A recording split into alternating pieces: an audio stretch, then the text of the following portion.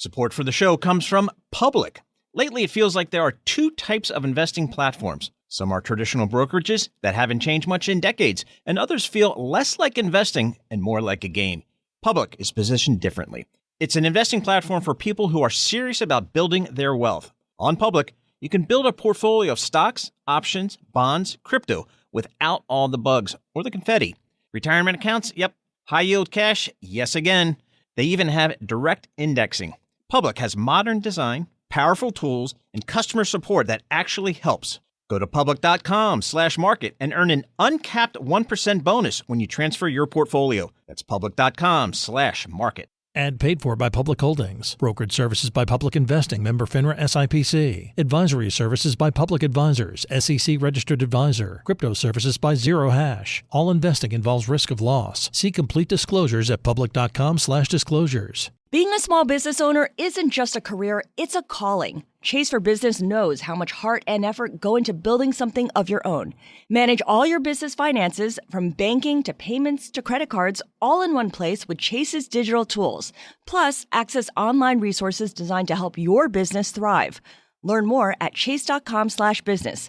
Chase for Business. Make more of what's yours. The Chase mobile app is available for select mobile devices. Message and data rates may apply.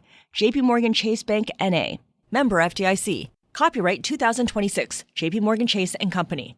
This podcast is brought to you by Wise, the smarter way to manage your money internationally. If you're getting a headache from juggling different currencies and different bank accounts in different countries, there's a better way to receive money in the currency you need without the slow transfer times or hidden fees. Meet Wise, the savvy way to handle your money internationally. Hold balances in up to 40 currencies with the mid-market exchange rate on every conversion, whether you're receiving payments from tenants abroad, earning as a digital nomad, or converting dividends from your international investments. The Wise multi-currency account is for you. Be smart. Get Wise. Download the Wise app today or visit wise.com. Terms and conditions apply. Bloomberg Audio Studios. Podcasts, radio, news. This is a breaking news update from Bloomberg. Instant reaction and analysis from our 3,000 journalists and analysts around the world. I'm Kaylee Lines alongside Joe Matthew, the president, concluding his speech, which lasted just under 2 hours, setting a new record for a State of the Union address at about 1 hour and 47 minutes. President Trump now leaving the rostrum. He will make his way back up the aisle. Probably Joe Matthew shaking hands as he goes, having concluded this speech, which took us from domestic affairs to geopolitics. And of course, as the president concluded his speech, through 250 years of American history. That's right, Kaylee. As the chairman of the Joint Chiefs and the chiefs themselves leave the chamber, the President of the United States wrapping the longest State of the Union address in American history. As I speak to you live from Statuary Hall, just outside of the House chamber where this is taking place, with the live view of the President still taking selfies there with Kat Kamek. We're going to see all the members stream by. In fact, they're just now beginning to leave the room. There were a couple of folks who left early, in Ilhan Omar and some of the other Democrats who were not very happy about what the President was saying there. That did, Kaylee, break into a little bit of a call and response there as the President veered off the script. But you're right. He began with the issue that we've been talking about every day here on Bloomberg TV and radio for weeks and months, and that's affordability. The President of the United States talking about getting prices down. He talked about seeing gas when he was on the road for less than $2 a gallon, which is not something that many Americans enjoy, saying that our State of the Union is strong and pointing to the end of DEI, among other issues that he got to very early in the speech, and then, of course, got to the tariffs. Kaylee, many of us were wondering exactly what he was going to say to the justices of the Supreme Court who were sitting there in the front row. And he kept his remarks fairly temperate. He talked about the unfortunate decision. He didn't call anyone out by name. He spent more time calling out Democrats tonight, Kaylee, for not standing up to applaud him. Yes, and telling Democrats that they were to blame for higher prices Americans are facing, including on health care. To your point on tariffs, Joe, after calling the Supreme Court ruling unfortunate, he also said congressional action on tariffs will not be necessary, suggesting he will be taking other action at the executive level. But he did have some specific asks of Congress tonight, calling on Congress to codify his most favored nation rule when it comes to drug prices, to pass an investment ban on firms buying homes, to pass a stock trading ban for members of Congress. He also wants Congress to pass a law barring any state from granting commercial driving licenses to illegal aliens. So he did have some requests for the legislative branch, even if he largely spent the majority of this almost 2 hours, Joe, talking about things he has seen himself as achieving at the executive level. And pointing to more things that he wants to get done, to your point, calling on Congress to pass the Save America Act, Kayleigh. And when he got to that matter of voter ID, he called out Democrats. He said they want to cheat. They have cheated, and their policy is so bad. The only way to get elected is to cheat, and we're going to stop it, he said. This was a very tough speech on Democrats, most of whom sat on their hands for most of the night. And I'll just let everybody know that we did replay the beginning of the speech from last year. Al Green, the congressman, Democrat from Texas, was escorted from the chamber once again. He brought a sign with him, Kayleigh, which does not make the sergeant at arms or the speaker very happy. And as he tried to address the president firsthand, he was taken out of the room by the sergeant at arms. He went straight to Stat Hall to start doing interviews after that. We turn to our panel that is here with me on set in Washington. Bloomberg's Jeff Mason alongside me, as well as Bloomberg Politics contributors Rick Davis and Jeannie Shanzano. So this was perhaps not as long as some of us anticipated or maybe feared. He covered a lot of ground, though, Rick Davis. As promised, he said he had a lot to talk about. He certainly did. How'd he do? Yeah, look, I think it was a different kind of speech than what we're used to seeing from President Trump. Normally, he paints a pretty dark picture of the country in order to say how much he has changed and made it better. He actually started off with the positive report card. And at a time when most people are tuned in, the first 30 minutes of this speech, he's going to get the highest number of eyeballs on the TV. He talked about affordability, the economy, the things that he said he has to do to be able to get this thing reset for the midterm elections. Then the next 30 minutes, he descended into that evil place, attacking Democrats viciously. But then he did something that I thought was actually new to him and a pretty good construct, and that is he built the rest of his speech around the great deeds of ordinary Americans, things that they've done to come back from adversity, challenges they met and won. And I think that will be part of what people remember in this speech, are those incredibly important and transformational stories. And he did one after the other on topics that were really key to his administration. Jeff, talking about this kind of narrative reset or lack thereof, is that what the president was able to achieve tonight or not? It doesn't seem like a reset to me. You know, my job as a White House reporter and all the other reporters who are covering this tonight would be to look for the news. And usually we look for new policy, something that he would unveil or suggest this is what I'm going to work on in the coming year. And there just wasn't a lot of that in this speech. I think Rick is right that there was certainly a nice tone at the end that wouldn't be applicable to the entire speech. But that there was a nice tone at the end. But what was new? It was mostly a lot of President Trump's greatest hits, and certainly talking about his defense, which we were discussing before the speech, his defense of his performance, his defense of his administration, of the economy that he inherited, which he blamed on President Biden. Those are all things that are pretty regular aspects of a Donald Trump speech. There weren't at least a lot of major new policies with regard to the economy, with regard to affordability, even though, again, he did address it and he touched on it. But he didn't offer a vision for how it's going to go forward. Joining us now, as you can see, if you're with us on Bloomberg TV, is the Secretary of the Interior, Doug Burgum. Mr. Secretary, great to have you with us here on Bloomberg TV and radio. I'd like to zero in on the president's speech with you from your vantage point. Record length and a lot to talk about. What did he propose for the year ahead that's important to your agency? Well, Let's just start at the top line. This is incredibly courageous, forward-looking talk, and celebrating our 250th anniversary as a country, going literally back to our founding. And then tonight, who would have known when you're coming to hear the speech, you're going to get an opportunity to be present for the Medal of Honor being delivered twice. One for heroics from a warrior from World War II and Korea War, who's 100 years old, and then someone who just weeks ago was courageously led the charge as one of our helicopter pilots when they were arresting Maduro. So it spanned the whole 250 years. But again, I would just say two takeaways: peace around the world, prosperity for Americans, affordability. President Trump's policies turning this country around in the last 12 months. A lot of focus on energy, as we expected this evening, as he reminded drill baby drill, but also talked about what he would like to see, the ability of the big tech companies, the hyperscalers, having the opportunity to bring in their own power plants to put aside their data centers, essentially off the grid. Is that something that the Interior Department is in the process of unlocking? Well, absolutely. Through the National Energy Dominance Council that runs out of the White House, that President Trump has asked Secretary Chris Wright and I to lead, Secretary of Energy.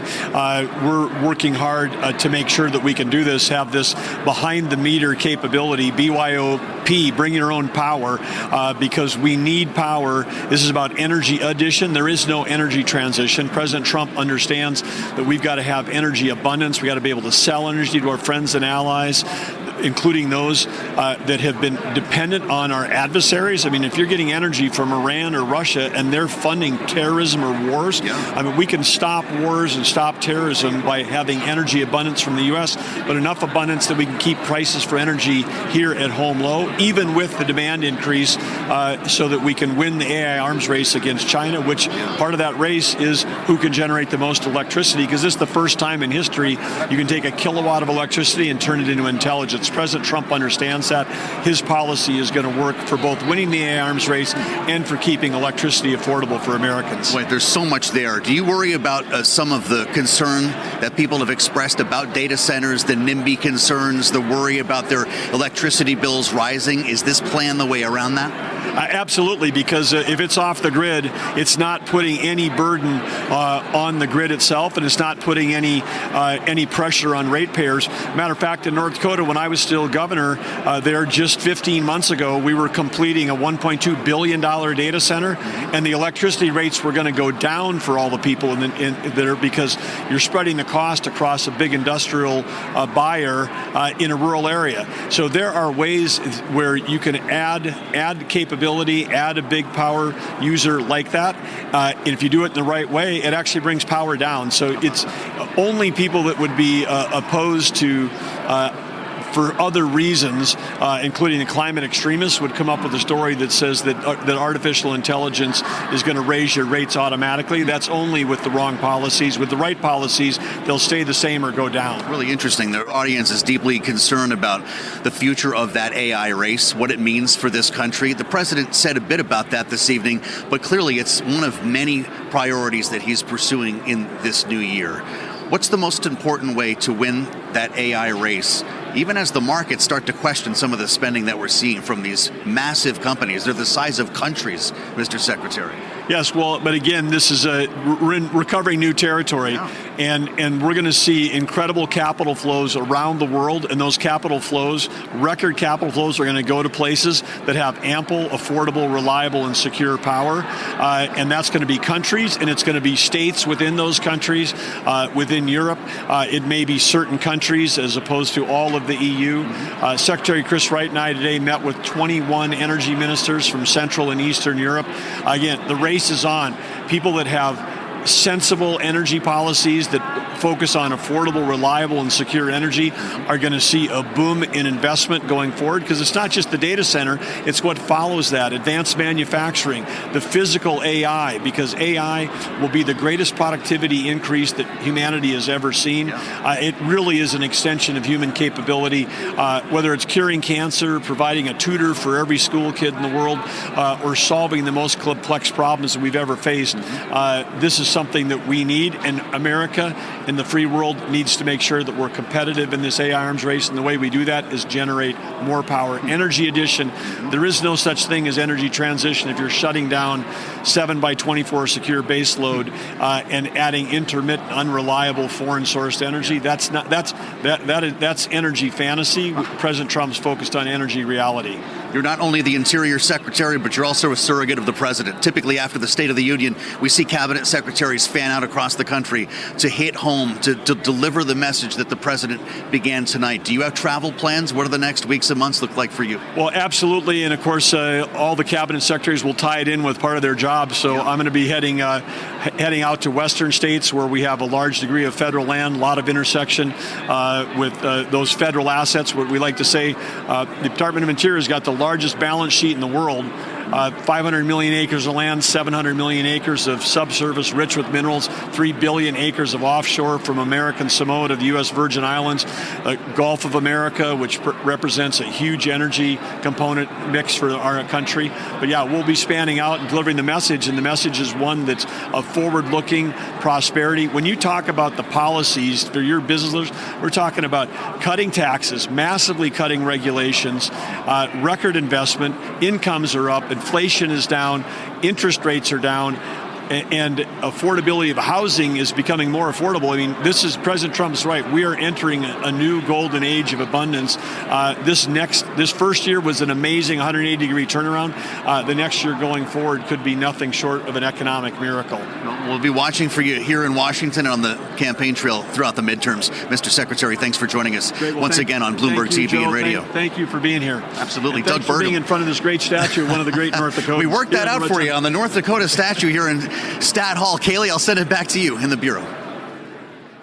All right, Joe, with the Secretary of the Interior, thank you so much. And here with me in our Washington studios still as we round out this evening, Bloomberg's Jeff Mason, alongside Bloomberg Politics contributors Rick Davis and Jeannie Shanzano. So we've now gotten through the speech, the Democratic response, both of which, at least in part, centered around the idea of affordability. The question is going to be where that narrative goes next in the aftermath of this. Jeff, did we really hear the president saying much today in terms of how he is going to further advance the so-called affordability agenda, if you will? What's the action we can expect next if he wants to get prices down? Yeah, I think that's the big question for Republicans, and it's the question that he had to answer tonight, and that his administration and his fellow Republican lawmakers in Congress have to answer as they go into the midterms. I don't know what the answer is. He talked a little bit about tariffs. He talked about the tax cuts from the big beautiful bill. He, again, as I said before, defended his record or praised his record really from the first year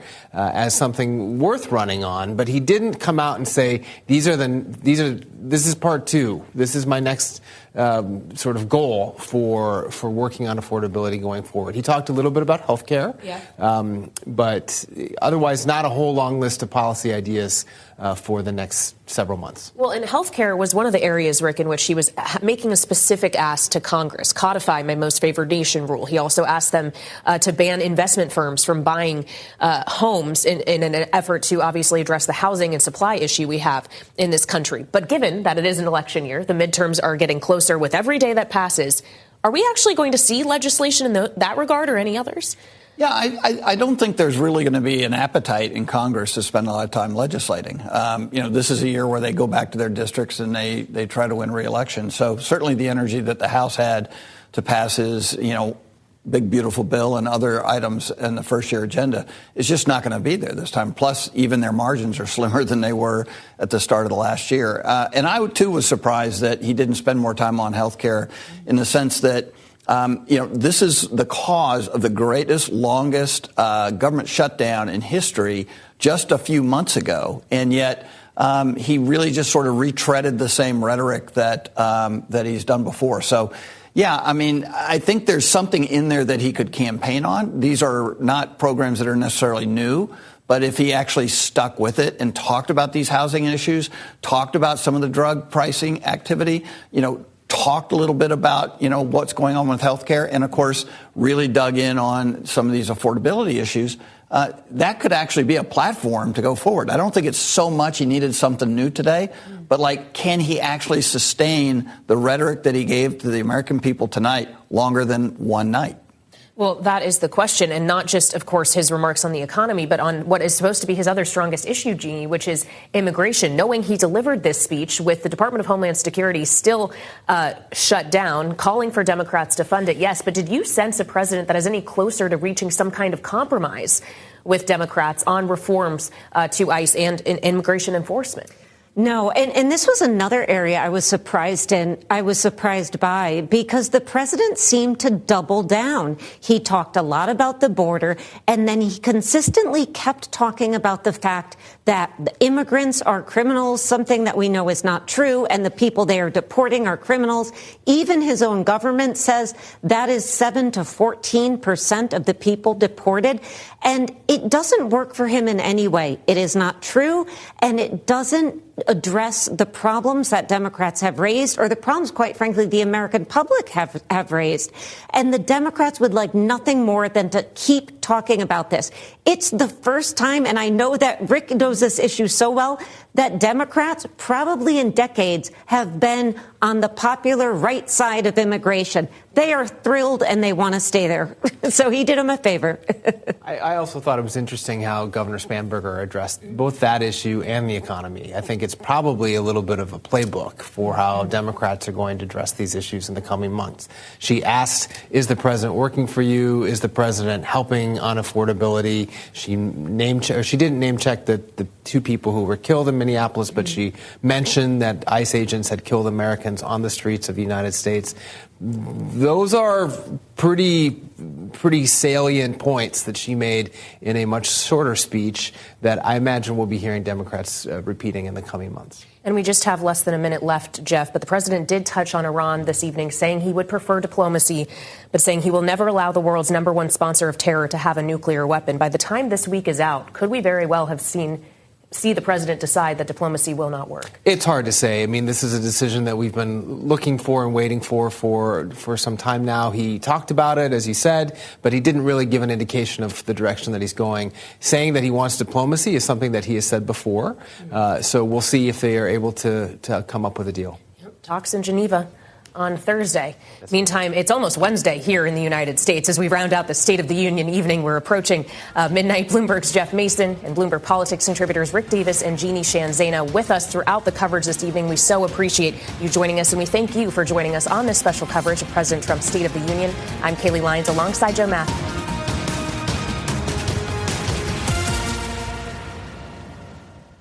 Every Lenovo is built to let them go. Let them work and rework. Let them animate a dinosaur. No, a toaster. No, a hamster in a jetpack. Fun! Let them put golden wings on a dog. Good boy. Let them color correct anywhere and everywhere. Let them make. Powered by Intel Core Ultra processors, Lenovo gives creatives everything they need. Lenovo.com. Let creatives create. Lenovo.